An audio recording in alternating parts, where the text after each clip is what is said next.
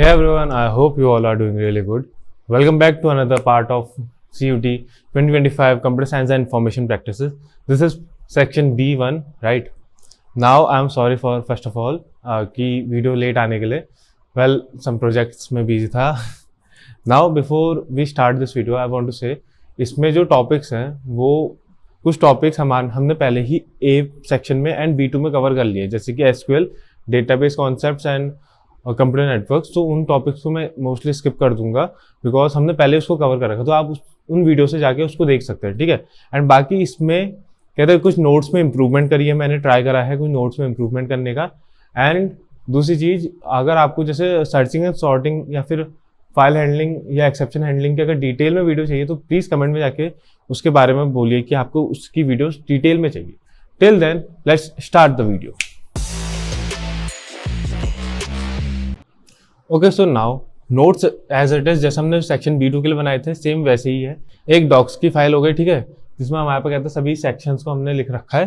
Total हमारे पास इसमें 9 sections है. Exception and file handling, stack and Q, searching and sorting, understanding data, database concept, structured query language, computer networks.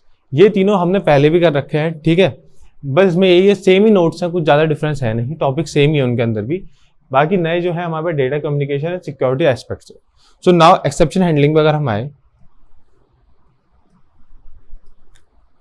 Well आप कहेंगे यहाँ पे notes तो कुछ है ही नहीं, ये इतने इसमें कैसे होगा. वेल अगर आप ऊपर देखेंगे ये जो आ रखा है ऐसा, ये है हमारे पास गूगल कोलैब की एक फाइल, ठीक है, नोटबुक. एंड गूगल कोलैब जो है वो वेब ब्राउजर में चलने वाला एक कहता है हमारे नोटबुक होती है पाइथन की, जिसमें हम काम कर सकते हैं.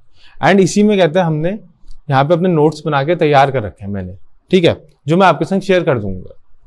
नाउ इसमें आप देख सकते हैं जैसे कि इसमें सभी कहते हैं हमारे डेफिनेशंस वगैरह लिखी है. एंड देन उसके संग प्लस पॉइंट ये है कि हमारे पास एक कहता है इसमें कोडिंग का प्लेटफॉर्म भी है कि हम कोड कर सकते हैं. नाउ एक्सेप्शन हैंडलिंग, इसमें एरर्स एंड एक्सेप्शंस क्या होते हैं, ठीक है. पाइथन में हमारे पास जब भी कोई प्रोग्रामिंग में कुछ हम कोड कर रहे हैं प्रोग्रामिंग में, तो उसमें 2 टाइप के एरर्स आते हैं. एक होती है सिंटैक्स एरर, ठीक है, दूसरी होती है रन टाइम एरर्स. जो सिंटैक्स एरर होती है वो बेसिकली हमारी तब आती है जब हमारी कहते कोई मिस स्पेल हो जाता है या फिर हम कुछ चीज़ गलत लिख देते हैं, और ऑब्वियसली कि पाइथन केस सेंसिटिव है, तो प्रिंट है उसको हमें स्मॉल में ही लिखना हुआ, या कोई लेटर मिस हो रहा है तो भी हमारी एरर आएंगी, ठीक है. उसका एग्जाम्पल ये है प्रिंट हेलो, हमने यहाँ पे प्रिंट को प्रिंट लिखा है, ठीक है, मिस स्पेल कर रखा है. तो अगर मैं इसको रन करूंगा यहाँ पे मेरे पास एक एरर आ जाएगी विच इज नेम एरर, ठीक है, name error, name print is not defined. अगर यहाँ पे प्रिंट लिखा होता है ये नेम एरर नहीं आती, ठीक है. नाउ वी हैव एक्सेप्शंस यानी कि रन टाइम एरर. नाउ ये एरर तब आती है जब हम अपने प्रोग्राम को एग्जीक्यूट कर रहे होते हैं, ठीक है. सिंटेक्स एरर तो तब आती है जब इंटरप्रेट हो रहा होता है हमारे प्रोग्राम की, अच्छा पहली लाइन ये है, दूसरी लाइन ये है, तीसरी लाइन ये है. उस टाइम पे जो एरर आती है वो सिंटेक्स एरर हो गई. ये होती है एग्जीक्यूशन एरर, ठीक है. जब हमने अगर प्रोग्राम लिखा है उसमें कोई सिंटेक्स एरर नहीं है, कुछ नहीं है, बट तब भी हमारे कहते हैं प्रोग्राम कहीं पे कहते हैं कुछ दिक्कत आ रही है आउटपुट में, तो वहां पे हमारी रन टाइम एरर्स होती है जब हम उसको रन कर रहे हैं प्रोग्राम को, तब की बात है, ठीक है. इसका एक एग्जाम्पल है कि अगर हमारे पास न्यूमरेटर एंड डिनोमिनेटर है, अगर हम उसको डिवाइड कर रहे हैं, ठीक है, डिनोमिनेटर हमारे पास 0 है, तो हमारे पास एक एरर आती है जो कि यहाँ पे है 0 डिवीजन एरर, ठीक है, कि हमने डिनोमिनेटर क्या दे रखा है 0. एंड आपको पता है डिनोमिनेटर अगर 0 होगा तो हमारे पास एरर आएगी, ठीक है. हमारे पे एरर क्या आ रही है, डिवीजन बाय 0, ठीक है. नाउ हमें एक्सेप्शन हैंडलिंग की जरूरत क्यों पड़ी. When an exceptions occur during the execution of a Python program, the program will typically halt and print an error message, ठीक है. जब कोई एरर आएगी तो प्रोग्राम हमारा हॉल्ट हो जाएगा, मतलब रुक जाएगा. एंड हमारे पास एक एरर आएगी है तो लिखी हुई ऐसी टाइप की, ट्रेस बैक इतना बड़ा आएगा, ठीक है, लिखा हुआ, जो दिखने में अच्छा लगता नहीं है. नाउ अब हॉल्ट का क्या मतलब है, जैसे अगर मान लो इसके बाद जो था हमने जो कोडिंग करी थी वो हमारी सही होती, ठीक है, उसमें कोई एरर नहीं थी, बट बिकॉज ऑफ दिस हमारा वो बाकी प्रोग्राम रुक गया, ठीक है. नाउ ऐसा ना हो, एरर आ रही है तो ऐसे ना दिखे, हम उसको अच्छे वे में दिखा दे एंड हमारा प्रोग्रामिंग एग्जीक्यूशन जो है वो रुके ना, उसके लिए हमारे पास एक्सेप्शन हैंडलिंग होती है, ठीक है. हमें एक्सेप्शन हैंडलिंग क्या देता है, prevent program crashes, program crash नहीं होगा, ठीक है. Provide informative error messages, error के मैसेज है वो इन्फॉर्मेटिव वे में दिखाए जाएंगे, ठीक है. परफॉर्म क्लीन अप ऑपरेशंस, ठीक है. Make your program more robust and reliable. Now exception handling के लिए हम करते क्या, हम बनाते हैं ट्राई एंड एक्सेप्ट ब्लॉक का यूज। ठीक है, ट्राई ब्लॉक वो होता है जिसमें हमारे एक्सेप्शंस आने के चांसेस रहते हैं वाली कोडिंग पार्ट। ठीक है, जैसे यहाँ पे देख सकते हैं ट्राई में हमने डाल दिया न्यूमरेटर एंड डिनोमिनेटर का, ठीक है, डिवीजन, बिकॉज इसी में एरर आएगी कि हमारा डिनोमिनेटर 0 होगा। Then we have except block, जहां पे हम एक्सेप्शंस को डिफाइन करते हैं कि अगर ये एक्सेप्शन आएगी तो हमें क्या करना है। हमने बना दिया एक 0 डिवीजन एरर, ठीक है, कि अगर वो आएगा तो हमें प्रिंट कर देना error can not divide by 0। ठीक है, then we have value error, अगर वैल्यू गलत आएगी तो भी हमें बता देगा।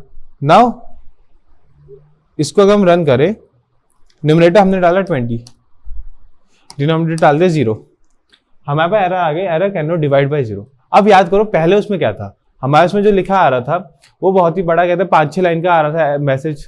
ठीक है, बट हमने उसको क्या करा, हमने उसको इतना क्लीन अप करके दिखा दिया, हमने बहुत ही इंफॉर्मेटिव वे में उसको दिखा दिया। ठीक है, कि एरर, हमारा एरर क्या है, ये कैन नॉट डिवाइड बाय 0, हमने 0 दे रखा है। ठीक है, नाउ यहीं पे अगर हम वैल्यू कुछ और डाल दे,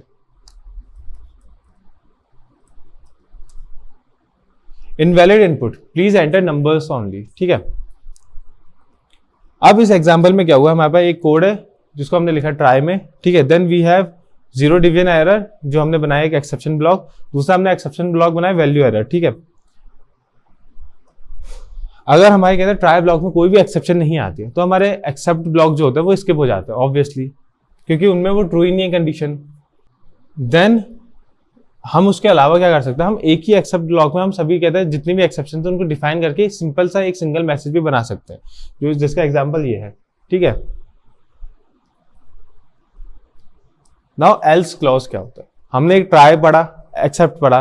ठीक है, ये तो हम जरूरी है यूज करने को, ट्राई में हमारी कोडिंग हो रही है, एक्सेप्ट में हम एक्सेप्शंस को हैंडल कर रहे हैं। अब एल्स क्या होता है, वेल ये तो हुआ हमारा एक्सेप्शन आने पे, अगर मान लो ट्राई पे हमारी कुछ आई चीज है उसको हमने एक्सेप्ट में डाल दिया कि अगर एक्सेप्शन आया तो हम एक्सेप्ट से हैंडल कर लेंगे, बट अगर एक्सेप्शन नहीं आया, ट्राई हमारा ठीक है, तो हम क्या करेंगे, तब इसलिए हमारे पास एक ऑप्शनल ब्लॉक होता है विच इज एल्स, जिसमें हम उसका रिजल्ट प्रिंट करा देते हैं मोस्टली, कि अगर अच्छा एरर नहीं आ रही तो ठीक है, इसका आउटपुट प्रिंट कर देना।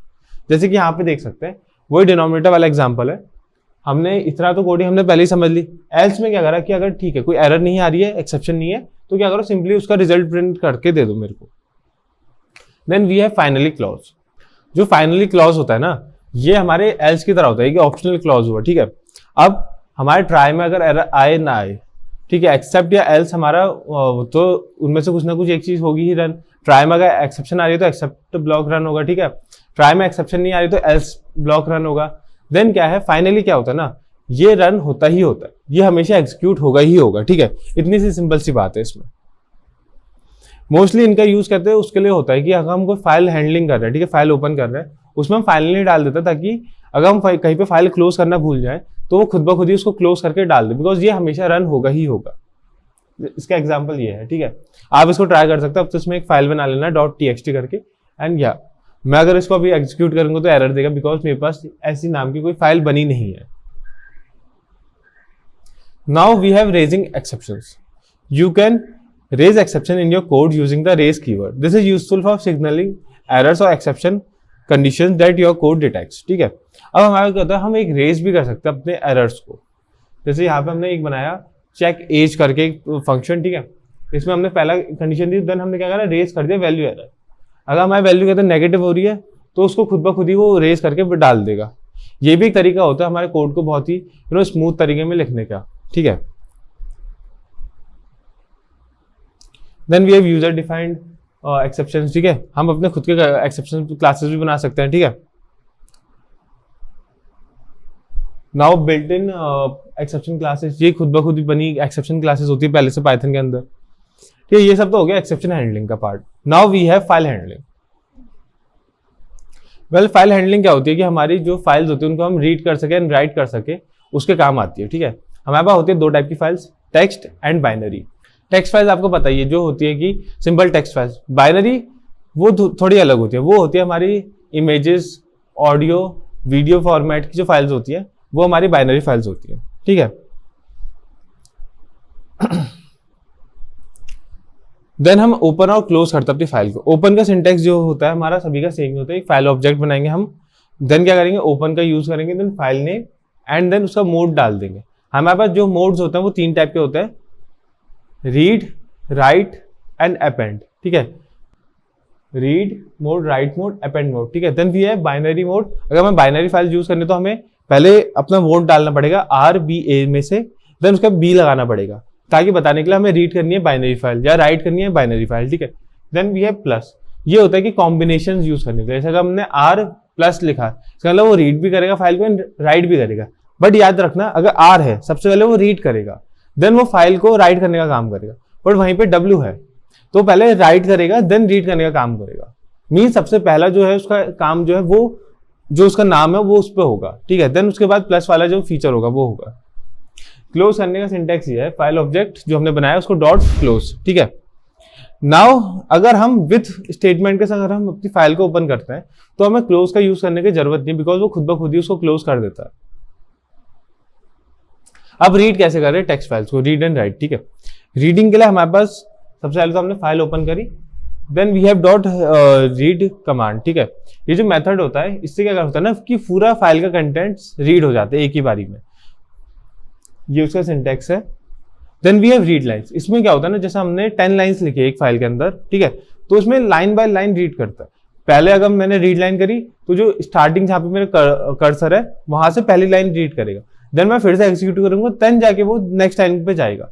वो सिर्फ एक लाइन को जाके नेक्स्ट लाइन पे नहीं जाता है। हाउएवर रीड लाइन्स अलग है, वो क्या करेगा सभी लाइन्स को ना कहते हैं लिस्ट के एलिमेंट्स बना के रख देगा। जैसे पहली लाइन है वो पहला एलिमेंट बन जाएगा लिस्ट का, then second line second element बन जाएगा लिस्ट का। ये होता है रीड के 3 फंक्शंस, ठीक है। देन वी हैव राइट, अगर मैं डॉट राइट का यूज करूँ तो हम स्ट्रिंग डाल के उसमें कुछ राइट कर सकते हैं, ठीक है। राइट लाइन्स क्या करता है, लिस्ट ऑफ स्ट्रिंग्स होती है, मतलब एक हमने लिस्ट बनाई उसके अंदर स्ट्रिंग्स के एलिमेंट्स है, उनको जाके वो लाइन बाय लाइन कहते हैं इंसर्ट कर देता है। इसका एक एग्जांपल ये है। /n क्या करता है, न्यू लाइन कैरेक्टर होता है, जिससे कहता है हमने पहली लाइन मान लो डाली hello my name is Nitin, then अगर /n है तो क्या करेगा उसको नेक्स्ट लाइन में डाल देगा कर्सर को, देन माय एज इज करके ऐसा आ जाएगा। ये तो हुआ टेक्स्ट फाइल्स में रीड एंड राइट कैसे करें। अब बाइनरी में कैसे करें, वेल बाइनरी में करने से के लिए हमारे पास एक मॉड्यूल होता है पिकल मॉड्यूल। हमें इस पिकल मॉड्यूल को पहले इंपोर्ट करना पड़ता है, देन हम जाके बाइनरी फाइल्स को ओपन करके देन उनमें काम करते हैं। इसमें बेसिकली 2 फंक्शन होता है, एक होता है लोड एंड डंप। नाम से ही पता चल रहा है लोड हमारा क्या करता है, सभी कंटेंट को कहते हैं रीड करता है, एंड डंप क्या करता है, उन सभी कंटेंट्स को कहते हैं राइट करता है हमारी फाइल में। एग्जाम्पल देख सकते हैं, इंपोर्ट पिकल, सबसे पहले ये हमारा डेटा है, ठीक है। हमने अपनी इस चीज को ओपन करी कहते हैं बाइनरी फाइल को, देन हमने डंप कर दिया। इससे क्या वो जितना डेटा है वो उस फाइल के अंदर चला गया, ठीक है।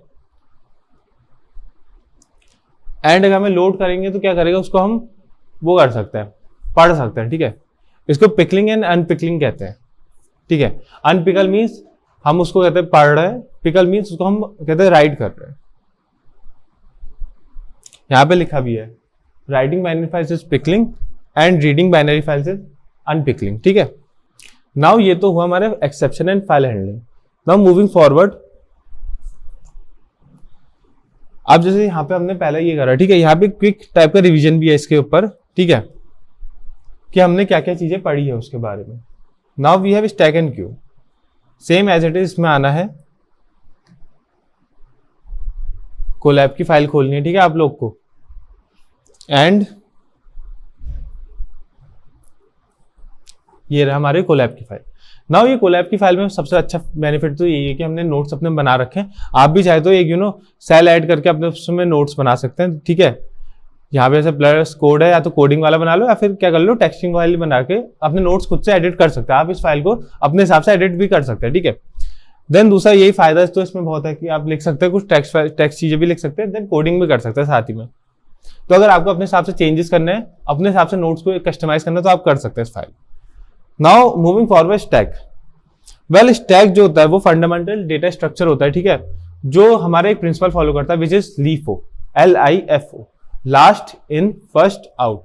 सिंपली बताऊं, last in first out is like हमारे पास 10 प्लेट्स है, ठीक है।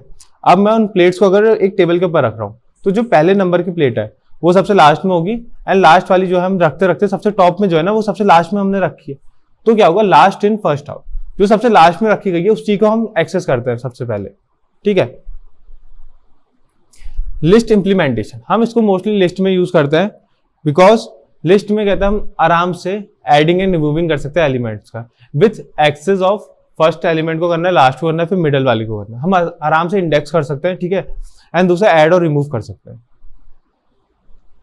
दो इसके ऑपरेशंस होते हैं, पुश एंड पॉप। पुश क्या करेगा, ऐड करेगा एलिमेंट को लास्ट में, एंड पॉप क्या करेगा, उसको डिलीट करेगा। ये एक हमारा कोड है, ठीक है। अब इसमें हो क्या रहा है, सबसे पहले हमने एक स्टैक बनाया 10 एंड 20, दो एलिमेंट्स का। सबसे पहले हमने 10 को इंसर्ट करा, देन हमने 20 को करा।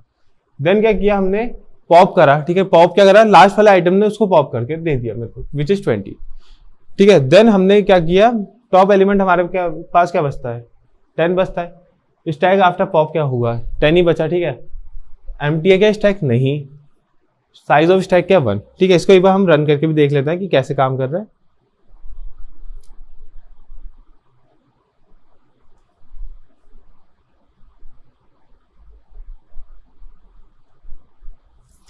यहाँ पे हम देख सकते हैं हमने अपना माई स्टैक करके एक स्टैक बनाया, ठीक है, स्टैक ऑब्जेक्ट। इसमें पुश करे दो चीजें, पहले 10 करा फिर 20 करा, जो आ गया, ठीक है। Now expressions in prefix, infix and postfix क्या है। Infix notations, well infix notation computer science and mathematics में वो नोटेशंस हुए जो हम नॉर्मली यूज करते हैं, विच इज a+b, ठीक है। एग्जाम्पल आप देख सकते हैं। प्रीफिक्स क्या हुए, या फिर पोलिश नोटेशंस, इसमें पहले ऑपरेटर लिखते हैं, देन उसके बाद ऑपरेंड्स को लिखते हैं, ठीक है, जैसे कि plus a then b। Postfix या फिर रिवर्स पॉलिश नोटेशन क्या हुआ, इसमें सबसे पहले हम ऑपरेंड्स को पहले लिखते हैं, फिर ऑपरेटर बाद में आता है, ठीक है। आप यहाँ पे पढ़ सकते हैं कि इवेल्युएटिंग अरिथमेटिक और एक्सप्रेशन यूजिंग स्टैक, ठीक है, कैसे होगा, उसका एक कोड बना के दे रखा है, एंड उसकी एक्सप्लेनेशन भी है, ठीक है। Now we move forward with queue. Well queue क्या हुआ हमारा, ये भी एक लीनियर डेटा स्ट्रक्चर होता है जो फॉलो करता है first in first out, FIFO को, यानी कि जो पहले आगे है उसी को हम एक्सेस करेंगे, देन उसको आउट करेंगे, ठीक है। जैसे लाइन में है, कैशियर की लाइन होती है, सबसे आगे जो होता है उसी को सबसे पहले कैश मिलता है ना, तो वही चीज है। इसमें हम एक कहते हैं कलेक्शन मॉड्यूल का यूज करते हैं। देन इसमें हमारे पास दो ही चीज होती है, insert and delete, same thing. Insert को हम एनक्यू कहते हैं एंड डिलीट को डीक्यू कहते हैं। सबसे पहले हमने फ्रॉम कलेक्शंस इंपोर्ट डीक्यू, ठीक है। यहाँ पे हमने एक एग्जांपल बनाया है। सबसे पहले हमने माई क्यू करके क्यू ऑब्जेक्ट बनाया, ठीक है, जिसमें हम सबसे पहले एंट्री डाली 1 देन 2 देन 3। सबसे पहले हमारे पास 1 2 3 आ गया, हमने डी क्यू करा, मीन्स डिलीट करा। सबसे पहले कौन सा एलिमेंट डिलीट हुआ जो सबसे पहले एंटर किया था, विच इज 1। हमारे पास क्यू में कितने एलिमेंट्स बचे, 2 3, सबसे पहला क्या है, 2 है। तो अगर मैं फिर से डी क्यू करूंगा तो सबसे क्या डिलीट होगा, 2 डिलीट हो जाएगा, ठीक है। अब डी क्यू होता क्या है एंड देन उसका इंप्लीमेंटेशन क्या होता है उसके बारे में लिखा है, ठीक है। इसको आप देख सकते हैं अब तो इसमें। नाउ ये तो हो गया स्टैक एंड क्यू की बात। Now we move forward with searching and sorting algorithms.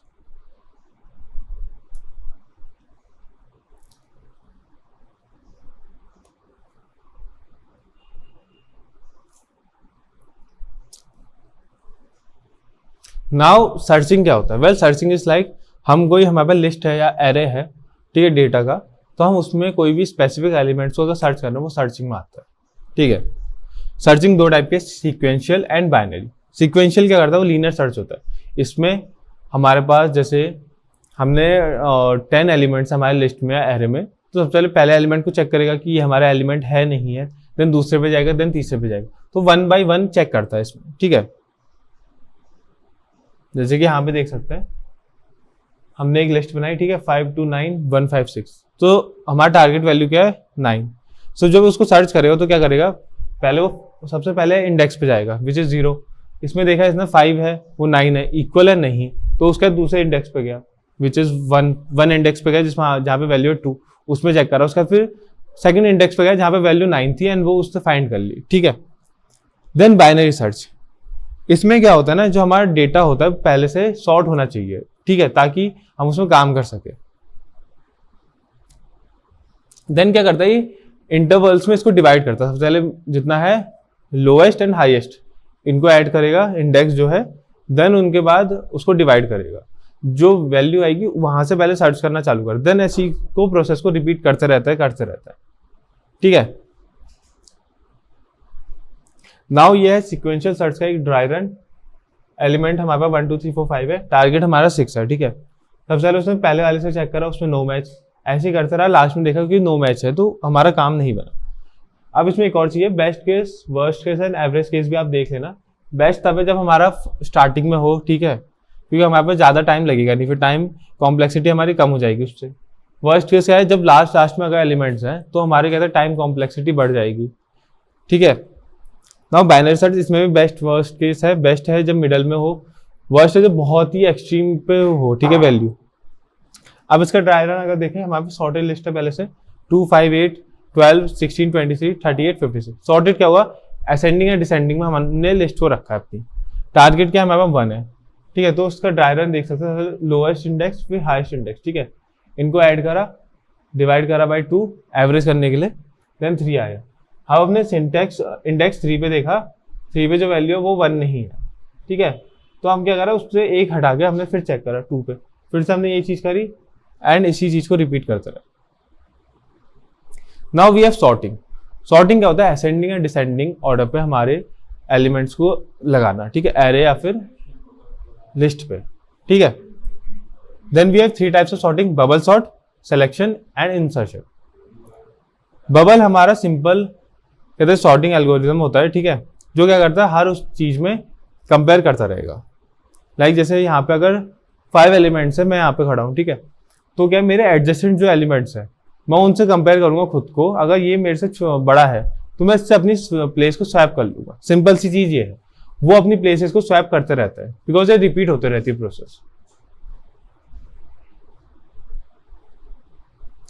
Selection में क्या होता है कि ये मिनिमम एलिमेंट को फाइंड करके सबसे पहले, मतलब 5 एलिमेंट्स है तो 5 में सबसे पहले वो सभी एलिमेंट्स के पास जाएगा, मिनिमम जो होगा उसको उठाएगा एंड सबसे आगे रख देगा। देन जितने बचे एलिमेंट्स हैं उनके पास जाएगा, उनमें जो मिनिमम है उसको फिर आगे रख देगा, ठीक है। ऐसे करके इसमें काम करता है सिलेक्शन सॉर्ट। इसका यहाँ पे कोड देख सकते हैं आप, ठीक है। मेन ये है, कोडिंग पार्ट तो हो जाएगा, मेन ये उसका कहते हैं एल्गोरिथम वर्क कैसे करता है वो आना चाहिए। तो आप उस पर ध्यान दो कि अच्छा सिलेक्शन सॉर्ट उसमें होता क्या है कि लाइक हमारे पास जितने एलिमेंट्स हैं वो पूरी लिस्ट में जाएगा, सर्च करेगा सबसे मिनिमम क्या है, मिनिमम वैल्यू क्या है, उसको उठाएगा सबसे आगे रख देगा 0 इंडेक्स पे। देन क्या करेगा, फिर से जाएगा, जो मिनिमम है उसको फिर फर्स्ट इंडेक्स पे रखेगा, ऐसे इंडेक्स पे सॉर्ट करता रहेगा जैसे भी हम उसको चाहते हैं, असेंडिंग चाहते हैं, डिसेंडिंग चाहते हैं। इंसर्शन सॉर्टिंग आप देख सकते हैं, this algorithm builds the final sorted array 1 item at a time, ठीक है। ये हर कहते हैं उसमें जाएगा, ये भी सर्च करता है, ठीक है, करेक्ट पोजीशन में उनको रखते रहता है। जैसे कि हम कार्ड्स खेलते हैं तो हम क्या करते हैं, उनको सॉर्ट करते रहता है, ठीक है। देन क्या है, तो हम अपने हिसाब से रखते रहते हैं ना कि अच्छा जैसे रखना है, तो वैसे ये भी काम करता है। इसका आप कोड देख सकते हैं।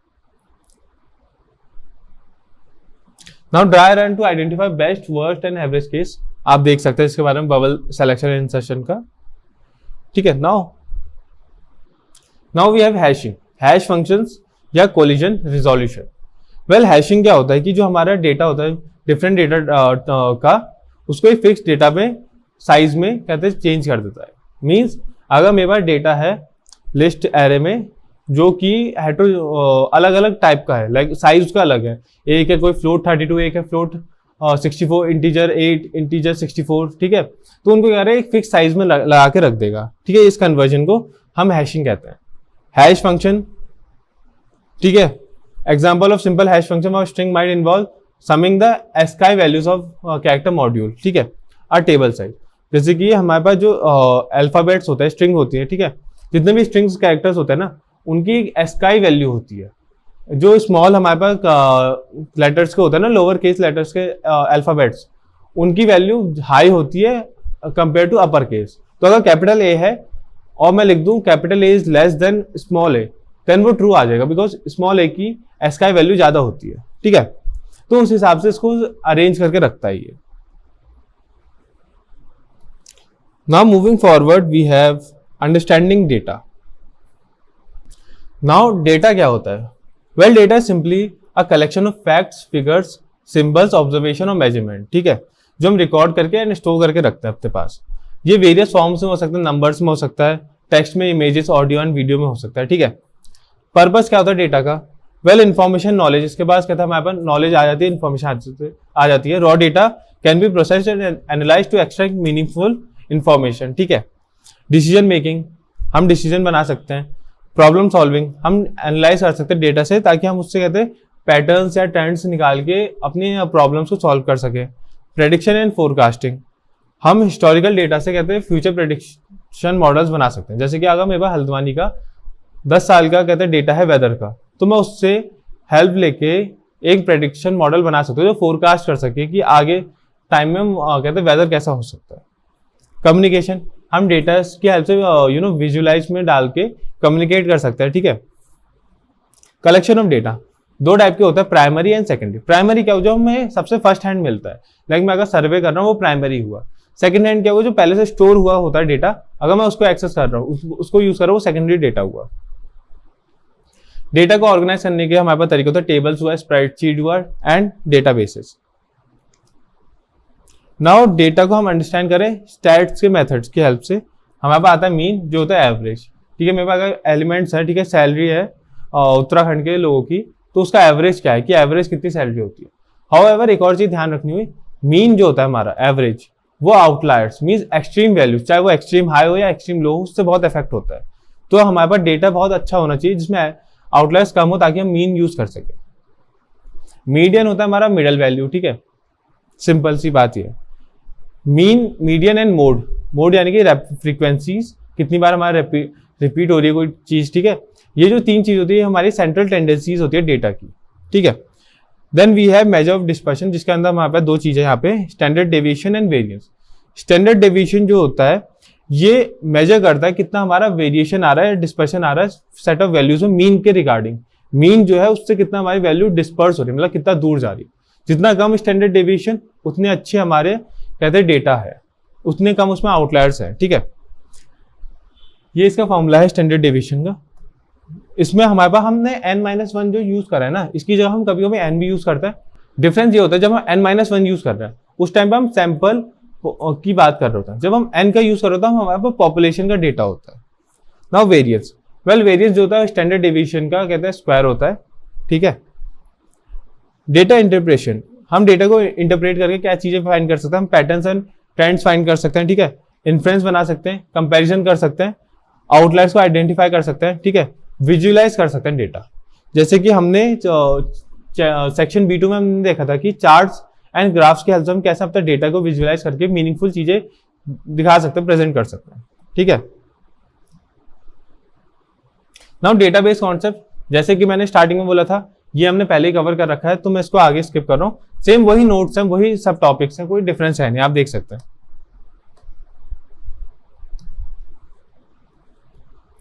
सेम एसक्यूएल, ठीक है।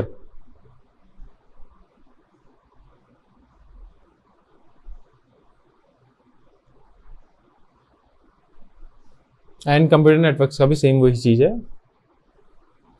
नाउ डिफरेंस जो आता है वो हमारे पास है, डिफरेंट जो टॉपिक है वो है डेटा कम्युनिकेशन, ठीक है। डेटा कम्युनिकेशन ये होता है कि हम कैसे अपना कम्युनिकेट कर रहे हैं, ठीक है, with the help of data. इसमें आप की एलिमेंट्स आते हैं, sender, receiver, medium, message and protocol.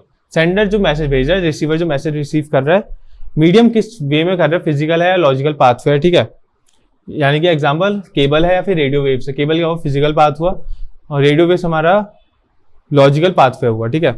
Message क्या है, डेटा मैसेज यानी कि जो हम डेटा ट्रांसफर कर रहे हैं। प्रोटोकॉल क्या rules and set of regulations के हिसाब से हम उसको कर रहे हैं, ठीक है।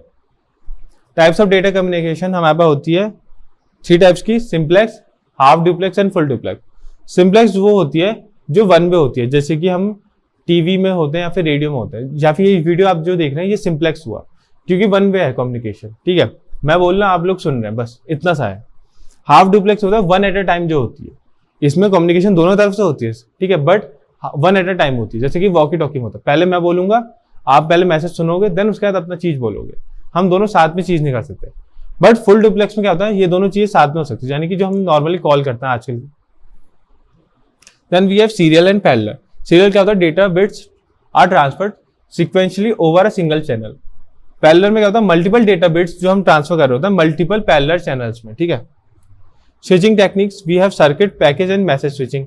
These techniques are used in network to establish a connection between the sender and receiver, ठीक है। यानी कि स्विचिंग टेक्निक्स वो होती है जो सेंडर रिसीवर के बीच एक कनेक्शन बनाएगा ताकि हम डेटा को एफिशिएंटली ट्रांसफर कर सकते हैं रूट के थ्रू, ठीक है। सर्किट स्विचिंग होती है, packet and message switching. Circuit में क्या होता है, एक डेडिकेटेड फिजिकल पाथ होता है, मीन्स लैंडलाइन जो होती है, ठीक है, हमारे पास, ठीक है, टेलीफोन जो नेटवर्क जाते थे ना कॉल के, वो हमारे फिजिकल पाथ में होता था, उनका केबल जाती थी, ठीक है। Then we have packet switching, इसमें क्या होता है, डेटा हमारे स्मॉल पैकेट्स में डिवाइड हुआ जाता है, देन वो उसी में सेंडर से रिसीवर के पास जाता है, देन रिसीवर के पास पहुंचते वक्त फिर वो एक संग यूनिफाई होके फिर हमारे पास आता है मैसेज, ठीक है, जैसे इंटरनेट में होता है। Then we have message switching, इसमें क्या होता है, हमारे बीच में सेंडर एंड रिसीवर के बीच में नोड्स होते हैं, मैंने कुछ भेजा वो पहले नोड में जाएगा, वहां स्टोर होगा, फिर वो उसके बाद फिर से भेजेगा दूसरे नोड में, फिर जाके रिसीवर के पास आएगा, store and forward. Now communication media, wire technology हमारे पास क्या है, हमारे पास होती है ट्विस्टेड पेयर केबल, यानी कि कॉपर केबल जो होती है इंसुलेटेड, ठीक है। इसमें हमारे पास जो हम यूज करते हैं इनको, वो करते हैं मोस्टली टेलीफोन लाइंस के लिए, या फिर इथरनेट केबल जो आती थी पहले की, कैट 5e, कैट 6 केबल्स वगैरह, ठीक है। देन भी है कोएक्सियल केबल, ठीक है, जो हमारी टेलीविजन के लिए काम आती है, जो हमारे पास टेलीविजन, क्योंकि इसमें हमारे पास वीडियो भी हम ट्रांसमिट कर सकते हैं डेटा में। एंड दूसरा अदर इथरनेट केबल जो आती है इसके ऊपर base, we have ethernet cables obviously. Then उसके बाद आती है हमारे पास optical fibre. Well optical fibre सबसे इसमें हमारी जो डेटा होती है वो ट्रांसफर की जाती है इन पल्स ऑफ लाइट। इसमें हमारे पास थिन स्ट्रैंड होता है ग्लास या प्लास्टिक के, ठीक है, उसमें लाइट का प्रिंसिपल यूज करके हमारे डेटा बहुत सुपर फास्ट तरीके में ट्रांसफर किया जाता है, ठीक है। एंड दूसरा ये लॉन्ग डिस्टेंस के लिए बहुत अच्छा है एंड हाई स्पीड नेटवर्क्स के लिए, बिकॉज इसमें हमारा डेटा बहुत जल्दी जल्दी ट्रांसफर होता है। हाँ, एक्सपेंसिव भी होता है ये चीज। Then we have mobile telecommunication technology, cellular network से पहले हमारे पास, देन उसके बाद हमारे पास है generation mobile network 2G 3G 4G and अभी 5G चल रहा है, ठीक है, इसके बारे में भी लिखा है यहाँ पे। Then we have wireless technology, bluetooth, WLAN, infrared and microwave. Bluetooth आपको पता ही है, जो आजकल सभी मोबाइल एंड डिवाइसेस में आता है कनेक्ट करने के लिए, ठीक है। Then we have WLAN which is wireless local area network, यानी कि वाईफाई, ठीक है। देन वी हैव इंफ्रारेड, जो हमारे रिमोट्स वगैरह में पाया जाता है, ताकि वो अपने डिवाइस से कनेक्ट होकर अपना काम कर सके, वो हमारे इंफ्रारेड होता है। देन वी हैव माइक्रोवेव, ठीक है, जो हाई फ्रीक्वेंसी की रेडियो वेव्स का यूज करते हैं, जैसे सैटेलाइट वगैरह में जो होता है ना, उनके लिए। नेटवर्क प्रोटोकॉल, कि नेटवर्क प्रोटोकॉल की हमारी जरूरत क्यों पड़ी, ताकि हम एक कनेक्शंस को स्टैब्लिश कर सके कम्युनिकेटिंग डिवाइसेस के बीच, पहली चीज, ताकि हमारा डेटा फॉर्मेटिंग करके हम भेज सके अपना डेटा को, ठीक है, अच्छे से तरीके में लगा के। Addressing and routing data to the correct destination, ताकि हम अपने डेटा को सही से एड्रेस कर सके, कहाँ जाना है, उसको सही डायरेक्शन दे सके।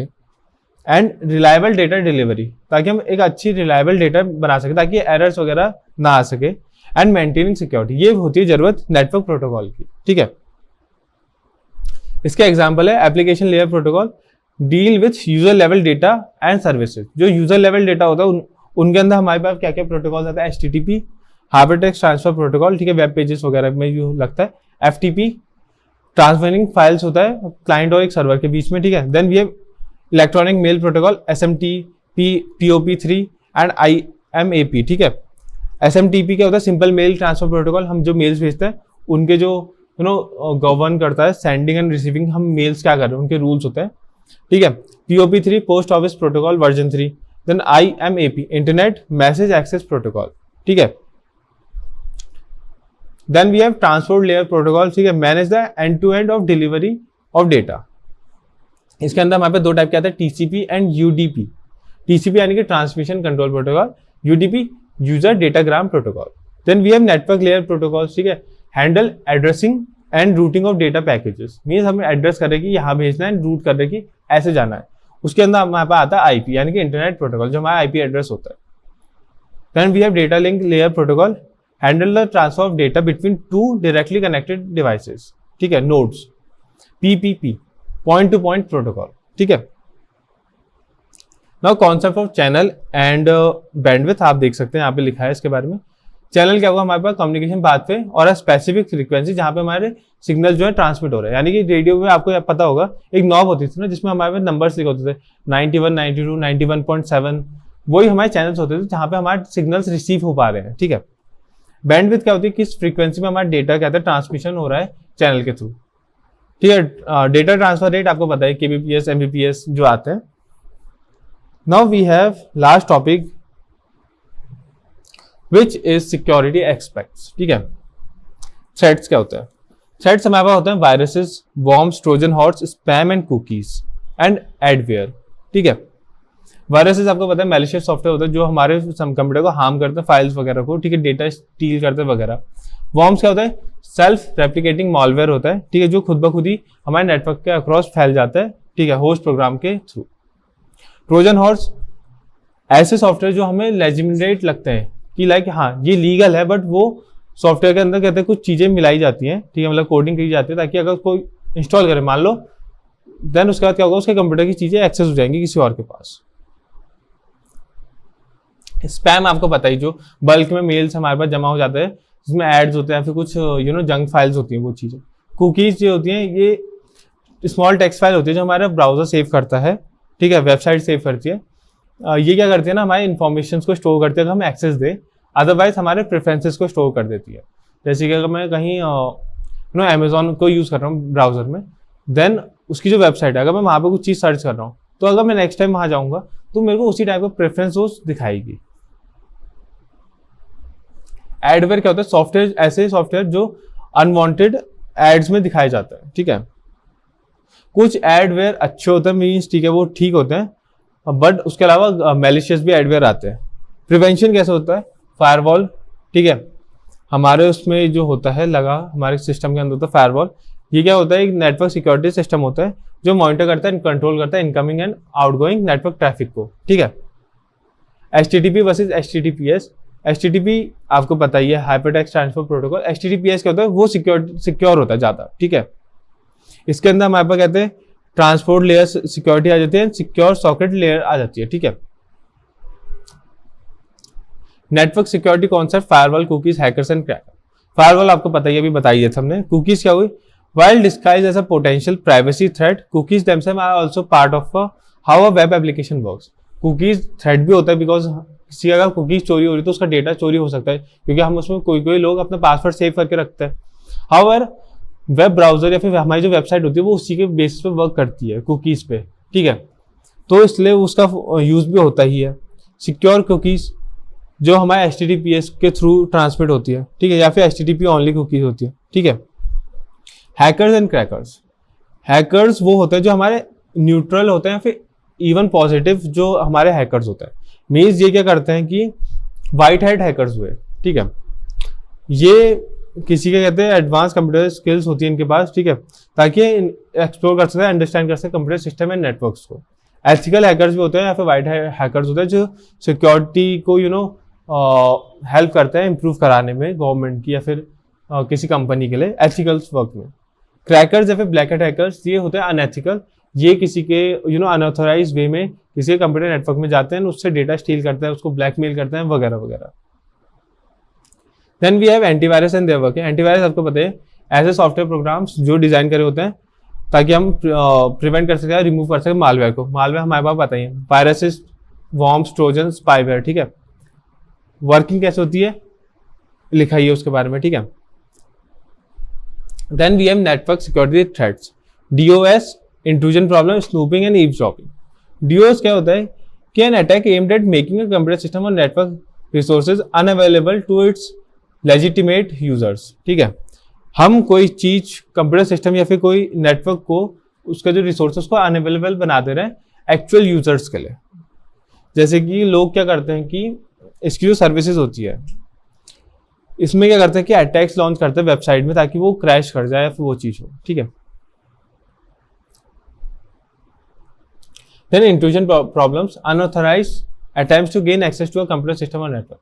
मींस अगर कोई मेरे उसमें ट्राई कर रहा है लॉगिन करने का अनऑथराइज्ड वे में, वो चीज इंट्रूजन प्रॉब्लम हुई, ठीक है। स्नूपिंग क्या हुआ? Act of secretly monitoring network traffic और डेटा ट्रांसमिशंस, ठीक है, विदाउट ऑथराइजेशन। मेरे पास ऑथराइजेशन नहीं फिर भी मैं किसी चीज के स्पाई कर रहा हूँ, वो स्नूपिंग हुआ। ईव्सड्रॉपिंग क्या हुआ? कन्वर्सेशंस को लिसन करना बिना किसी की जान पहचान, मतलब दो लोग अगर कॉल पे बात कर रहे हैं एंड मैं भी वो कॉल सुन रहा हूँ, वो ईव्सड्रॉपिंग हुई, ठीक है। वेल हमारे पास जितने टॉपिक्स थे वो सब हमने कवर कर लिए सेक्शन B1 के लिए। आई होप सब टॉपिक्स आप लोग के लिए क्लियर हो, एंड कहीं पर अगर डाउट आता है तो प्लीज कमेंट सेक्शन का यूज करें, एंड उसके अलावा आप मेरे को इंस्टा पे वो डाउट पूछ सकते हैं कि कैसे क्या चीज करें, एंड बाकी आपका पेपर कब है उस चीज को भी बता देना। Till then we meet again, like this video, share this video जिनके एग्जाम आने वाले हैं, and subscribe to my channel if you are new. Comment if you get any doubt. Till then we meet again. Peace out.